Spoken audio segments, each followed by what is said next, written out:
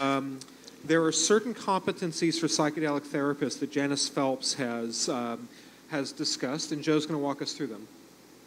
So in my research, actually, it was pretty hard to find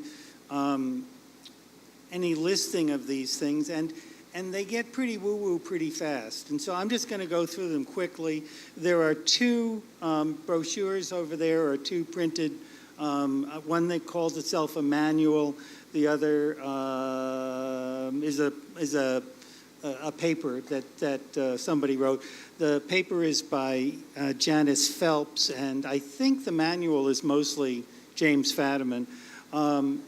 Those are available online. If you want more information, that's where I would go.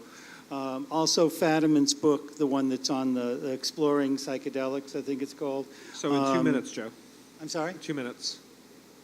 You got 2 minutes on this. Okay, so. I'm moving quickly. So,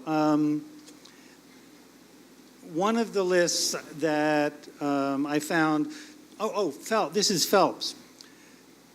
The first quality is empathetic, abiding, presence, the ability to be present with the individual throughout the experience. Psychedelics are often very suggestible, and what the other person in the room does has a huge effect. Even their mental state of the other person in the room can make a difference. What they're thinking about, what they're doing, it's amazing. I know it sounds pretty woo-woo, but it's true. So the ability to be present with the person, the ability to enhance trust, both trust in the therapist or the guide, but also trust that the individual can work with him or herself, that the answers to these things are available to the person. So trusting their own experience, and mostly getting out of their way while they're having it, helping them through the difficult moments, but mostly staying out of your way. It's why I'm a little iffy about the guide thing, because mostly they're doing it on their own.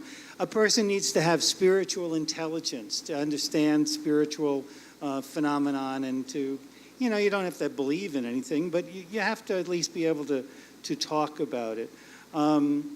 Knowledge of the physical and psychological effects of the substances, and then therapist self-awareness and ethical integrity are the kind of the hallmarks of what you're looking for. What I would say, I'm finishing up, what I would say is most important is most of us, I think maybe all of us, are willing to meet with you beforehand and have a conversation, and you need to decide whether you can trust this person. And because that's what you're going to need is somebody you can trust. Thank you.